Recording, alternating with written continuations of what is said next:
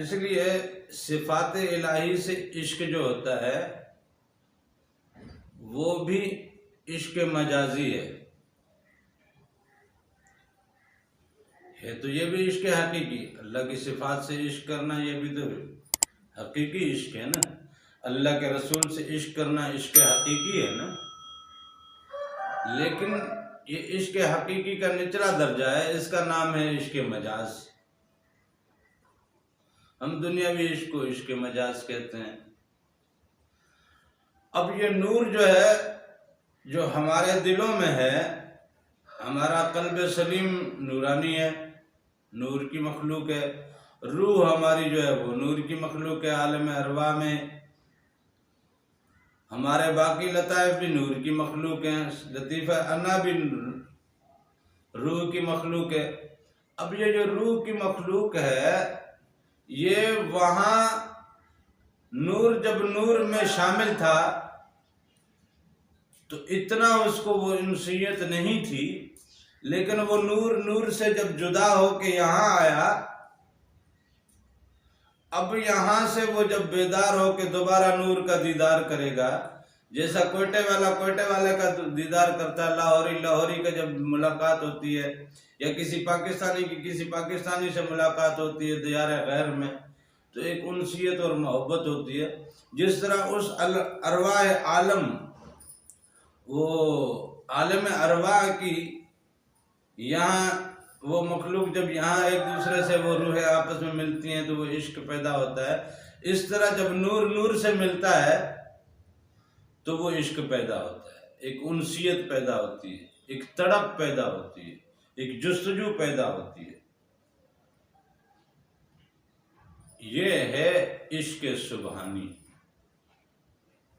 कि इसमें ज़ात अल्लाह अल्लाह अल्लाह अल्लाह अल्लाह अल्लाह अल्लाह, इसमें ज़ात का जिक्र जब यहाँ कल्ब पे पड़ेगा तो इसमें ज़ात का नूर जब उस नूर से मिलेगा, इसमें ज़ात से जब उसकी मुलाकात होगी तो तड़प के मिलेगा ना कि हाँ मैं तो वहाँ अल्लाह ताला की 14,000 साल, कहीं लिखा 40,000 साल, कहीं लिखा 70,000 साल, कहीं लिखा 50,000 साल, कुछ ने ये भी लिखा है कि 4,000 साल। अब ये है कि ये इतनी सोबत में अल्लाह ताला के रहने के बाद रूहों को अल्लाह ताला ने अपनी सोबत में रखा। रखने के बाद अल्लाह ताला ने उनसे फिर पूछा कि तुम इतना अरसा मेरे साथ रहे हो ना, अब तो समझ गए हो ना कि मैं क्या हूं। तो सबने कहा जी बिल्कुल समझ गए हैं। तो फिर अल्लाह ताला ने पूछा तो फिर मैं ही रब हूं ना।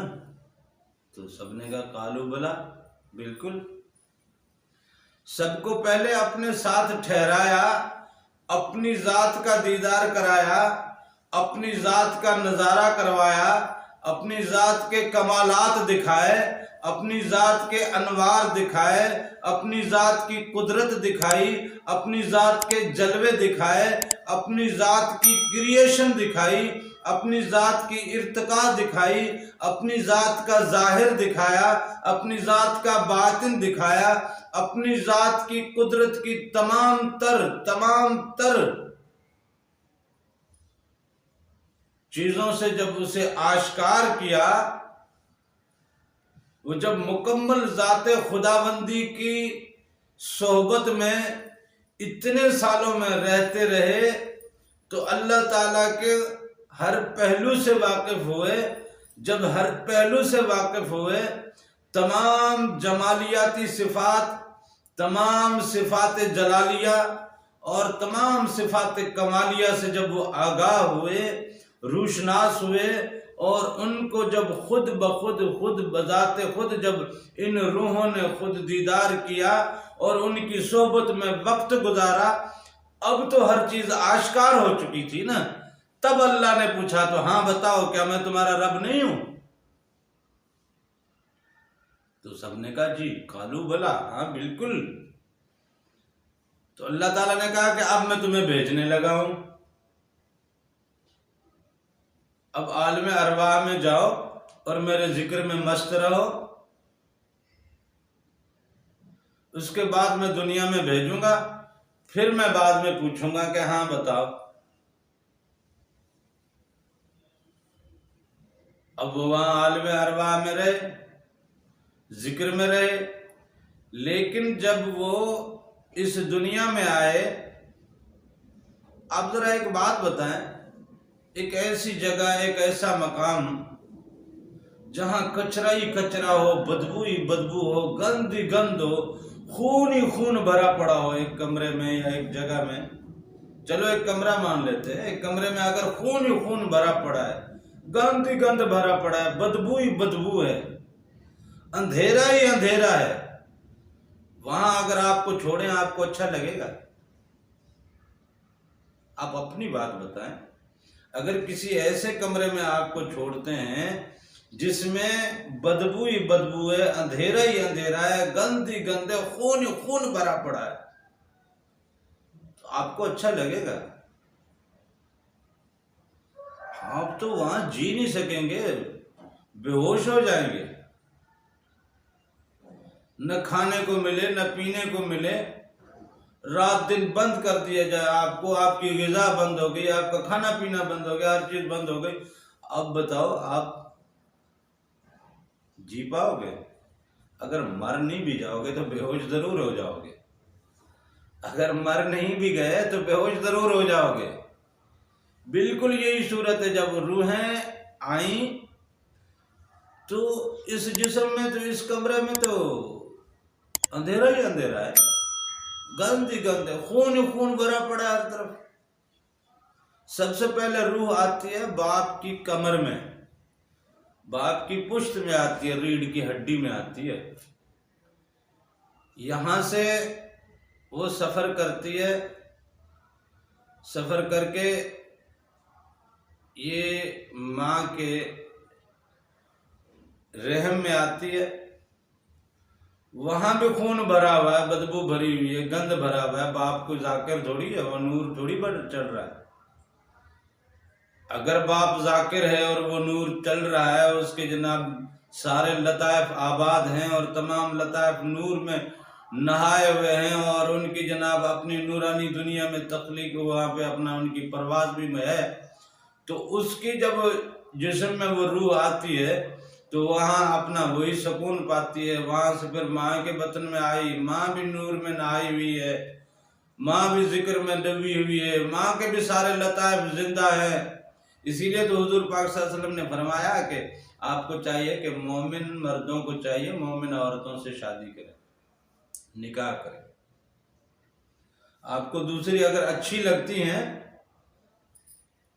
ठीक है, लेकिन अगर मोमिन औरत, मोमिना कोई अगर शक्ल सूरत में खूबसूरत नहीं है, पैसे में अमीर नहीं है, गरीब है, शक्ल सूरत भी नहीं है, लेकिन मोमिना है, तो वो तुम्हारे लिए बेहतर है। इसी तरह औरतों के लिए हुक्म है कि अगर तुम्हें दूसरे मर्द अच्छे लगते हैं ठीक है, लेकिन अगर कोई मोमिन मिलता है तो वो ज्यादा बेहतर है, भले गरीब हो, शक्ल सूरत इतनी अच्छी ना हो, लेकिन मोमिन हो। जो मोमिन तो उसको कहते हैं जिसके कल्ब में ईमान उतरा हुआ हो। जबान से ईमान का इकरार तो तोता भी होता है ना, पढ़ा दो कलमा, तोते कितने, सैकड़ों तोते हैं जो कलमा कलमा करते रहते हैं, वो जनाब कलमा भी पढ़ते रहते हैं, अल्लाह अल्लाह भी करते हैं, हुजूर पाक का जनाब नात सिखा दो, नात भी पढ़ते रहेंगे। और वो तो तोते हैं, हमारे भी तोते हैं, हमारे पास भी कुछ तोते हैं जो पढ़ते रहते हैं। जबान से पढ़ने से क्या होता है? यहाँ अंदरूनी सिंध में चले जाएं, वो हिंदुओं की दुकानों पे, सिखों और ईसाइयों की दुकानों पे आप चले जाएं, कलमा पढ़ के अल्लाह रसूल का नाम लेके माशाल्लाह अल्हम्दुलिल्लाह सुभान अल्लाह अस्सलाम वालेकुम, वालेकुम सलाम, क्या हाल है, कैसे हैं, मतलब मुकम्मल वो मुसलमानों वाला अंदाज, वही मुसलमानों वाली गुफ्तगू, वही सलाम, वही दुआ, वही अल्लाह और रसूल के नाम, वही कुरान की कस्में, मुसलमानों वाले वही रंग ढंग, लेकिन वो जबान से, दिलों में तो उनके ईमान बसता नहीं है।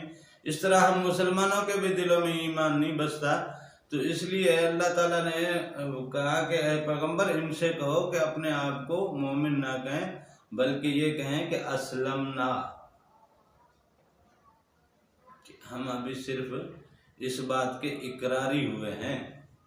हमने सिर्फ ज़बान से ये इकरार कर लिया है कि अल्लाह एक है, अभी मोमिन नहीं हुए। कुरान पाक की आयत है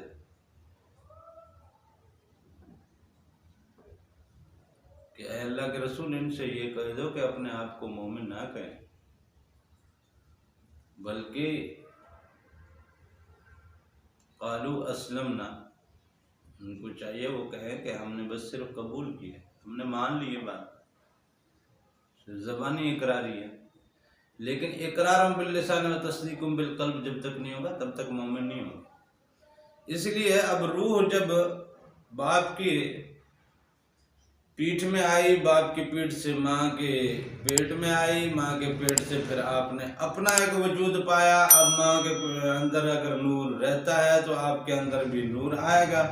जैसे खून के अंदर आपकी नसों में हुजूर पाक सल्लल्लाहु अलैहि वसल्लम ने फरमाया ना, शैतान दौड़ता है ऐसे जैसे आपका खून दौड़ता है, तो वो खून दौड़ते हुए दिल तक आता है, टिक टिक होती रहती है, बाकी पूरे जिस्म में सर्कुलेट हो रहा है। तो शैतान भी पूरे जिस्म में सर्कुलेट हो रहा है, नार भी पूरे जिस्म में सर्कुलेट हो रही है। अब रूह अंदर आई तो सारा खून ही खून, बदबू बदबू, गंद ही गंद। अब जो उसकी ग़िज़ा जो थी जिक्र की वो उसको मिलना बंद हो गई, अब वो बेहोश हो गई। अब आपकी तख्लीक भी हो गई, आपकी तख्लीक हो गई, आपने भी परवान चढ़ा, फिर आप माँ के पेट से दुनिया में भी आ गए। अंदर जनाब रूह आपकी कैद बेहोश पड़ी हुई है। अब वो बेदार होगी तो अल्लाह अल्लाह करेगी ना। लिहाजा ये जब रूह बेदार होती है, जब कल्ब बेदार होता है, जब लताइफ बेदार होते हैं, जब ये नूरानी होते हैं और ये नूर नूर से जब मुलाकात करता है, अल्लाह अल्लाह अल्लाह अल्लाह के जब जिक्र में जब वो अल्लाह से जाकर मुलाकात करता है, तो वो जो नूर की तड़प और तलब है, वो जो कसक है, वो जो कैफियत है, उस बेचैनी की, उस बेचैनी और उस तड़प और उस कसक को जो है, उस उनसियत का जो नाम है वो है इश्क। वो है इश्क सुबहानी, वो है इश्क सुबहानी। ये ज़रा सा फ़र्क है इश्क मजाजी में और इश्क सुबहानी में। इश्क मजाजी जो है वो सिफ़ात इलाही से होती है, इश्क सुबहानी जो है वो ज़ात अल्लाह से, अल्लाह की ज़ात से जो इश्क होता है। अल्लाह के रसूल से भी जो इश्क है वो है इश्क हकीकी, लेकिन उसकी निचली मंजिल है, उसको इश्क मजाज कहते हैं, मजाजी इश्क जो अल्लाह से जाके। अब मजाज का रास्ता, इसलिए तो पहले पीर मुर्शिद जो है वो मजाजी इश्क सिखाते थे। मजाजी इश्क के लिए उस टाइम पैगंबर तो मौजूद थे नहीं, वो फिर पैगंबरों की सोबत में तो जाते नहीं थे, और वली की सोबत के अभी काबिल हुए नहीं थे, क्योंकि वली की सोबत में मजाज और ज्यादा सख्त है। तो इसलिए वो पहले औरतों की तरफ राग़िब करते थे, किसी औरत से वो मजाजी इश्क में चला जाता था। वो जब इश्क पा लेता था तो बस उसका रुख मोड़ देते थे अपनी तरफ। फिर जब वो अपनी ज़ात तक पहुँच, उसकी ज़ात तक, मुर्शिद की ज़ात तक पहुँच जाता था, मुर्शिद फिर उसका रुख मोड़ देते थे हुजूर पाक सल्लल्लाहु अलैहि वसल्लम की तरफ। फिर वो हुजूर पाक सल्लल्लाहु अलैहि वसल्लम की महफिल तक जब पहुँच जाता था, फिर हुजूर नबी करीम सल्लल्लाहु अलैहि वसल्लम उसका रुख मोड़ देते थे अल्लाह की तरफ। फिर वो अल्लाह के इश्क में जनाब मस्त हो जाता था। ये असल में तरीका था पहले, जो मजाज को इजाज़त थी। अब वो मजाज की कैफियत कम रह गई है, इसलिए वो दुनियादारी का मामला इस तरह उटपटांग हो गया है। तो अब पीर मुर्शिद लोग जो है, फ़कीर लोग, मजाज की इजाज़त देते नहीं हैं कि किसी औरत से जाके पहले इश्क करो फिर आओ तो हम आपको जनाब इश्क के रास्ते में डालें। इसलिए अब इसकी इजाज़तें मिलना तकरीबन बंद ही हो गई हैं, ये रस्म तकरीबन ख़त्म हो गई है। मामूली सा मुख्तसर सा ये तारुफ था इश्क सुबहानी का, इश्क रहमानी का। उम्मीद है आपको किसी हद तक थोड़ी सी बात समझ आई होगी। बाकी इंशाल्लाह ये गुफ्तगू बहुत वसी है। अब आलम अरवाह के जो कबीलों का मसला है, हरूफ मुक़त्तआत का जो मसला है, ये इश्क मजाजी और इश्क सुबहानी के दोनों जनाब पलड़े इसमें जनाब तुलते हैं। ये हरूफ मुक़त्तआत जो है, जो ज़ाहिरी हरूफ मुक़त्तआत हैं, वो इश्क हकीकी की उन मंजिलों में लेके जाते हैं जो इश्क सुबहानी या इश्क रहमानी है। और हुरूफ मुक़त्तआत के जो वो हुरूफ जिनका जिक्र कुरान पाक में नहीं आया, वो हुरूफ हमें इश्क मजाज में लेके जाते हैं। इनके भी बहुत बड़े कबीले हैं, इन पे भी इंशाल्लाह आस्ते आस्ते आगे बहस होती रहेगी। उम्मीद है आपको अब थोड़ा सा समझ आ गया होगा कि इश्क होता क्या है, इश्क की असल क्या है, असल इसकी बुनियाद क्या है, और इसके रास्ते कहाँ से गुजरते हैं। इश्क के रास्ते गुजरते दिल से ही है, ये दिल से गुजरते हैं, दिल से गुजरते हुए रूहों से गुजरते हैं, रूहों से गुजरते हुए फिर वहाँ तक पहुँचते हैं, वहाँ से होते हुए हुजूर पाक के महफिल से फिर यूँ जनाब अल्लाह के हुजूर में जाके हाजिर हो जाते हैं। वो अपना अमीर खुसरो ने कहा है ना कि नमी दानम के मंजिल बूद शब जाए के मनबूदम बाहर सु रक्स बिस्मिल बूद। शब जाए के मनबूदम, नहीं मालूम कौन सी मंजिल थी, बस रात गुजर रही थी और मैं भी वहां था, हर तरफ रक्स बिस्मिल था। मुर्गे बिस्मिल उसको कहते हैं, तड़पते हुए मुर्गे को, जिसको आधी तकबीर दी गई हो या तकबीर दी हो और छोड़ दे तो वो जब तड़पता है, फुदकता है, उछलता है, वो आधी तकबीर दी हुई हो उसको कहते हैं बिस्मिल। अब आधी तकबीर दी, आधी नस काटी, आधी गर्दन काटी, पूरी काटी नहीं है तो उसकी रूह तो निकलेगी नहीं, वो तो तड़पता रहेगा ना। अब कितनी देर तक तड़पता है, अब उसकी रिकवरी करते हो नहीं करते हो, या फिर वो इसी में तड़पता ही रहता है, या फिर तड़प तड़प के मर जाता है। लेकिन कितनी बेचैनी होती है, कितनी तड़प होती है। रक्स माही भी कहते हैं, रक्स बिस्मिल भी कहते हैं। जब मछली को पानी से निकालो तो किस तरह तड़पती है। मुर्गे को जरा सा ज़िबा कर दो, छुरी फेर दो, आधी छुरी फेर दो, किस तरह तड़पता है। कहता है बाहर सु रक्स बिस्मिल बूत, हर तरफ रक्स बिस्मिल था। शब जाए के मनबूदम, रात गुजर रही थी और मैं भी वहां मौजूद था। खुदा खुद मीर मजलिस बूद, अल्लाह ताला उस मजलिस के सदर थे। जिस मजलिस में मैं पहुंचा जहां रक्स हो रहा था, मालूम नहीं मंजिल कौन सी थी, रात बस गुजर रही थी, मैं भी वहां मौजूद था। वहां पे जो सदर मजलिस था वो खुदा खुद था, खुदा खुद मीर मजलिस बूद। अंदर ला मका खुसरो, अंदर अंदर ला मका खुसरो, अंदर की बात है, सारी अंदर की बात है, दिल की रूह की बात है। अंदर ला मका खुसरो, मोहम्मद शमे महफिल बूद। रक्स बिस्मिल, रक्स किसके गिर्द हो रहा था, कौन सी शमा के गिर्द हो रहा था। शमा वहां पे हुजूर नबी करीम सल्लल्लाहु अलैहि वसल्लम शमा बन के वहां जल रहे थे, उसके गिर्द रक्स हो रहा था, रक्स बिस्मिल हो रहा था। तड़प रहे थे, तड़प रहे थे, बेचैन थे, शिद्दत की तड़प थी। तड़पता हुआ एक रक्स था, उस रक्स की महफिल का जो सदर मजलिस वो खुद खुदा था। मोहम्मद उस महफिल की शमा थे। ये है असल इश्क के रास्ते, ये है। शब जाए के मनबूदम, रात भी गुजर रही थी, मैं भी वहां मौजूद था। तो ये इश्क की बातें हैं। इंशाल्लाह इश्क की गुफ्तगू बहुत वसी है, बहुत वसी है।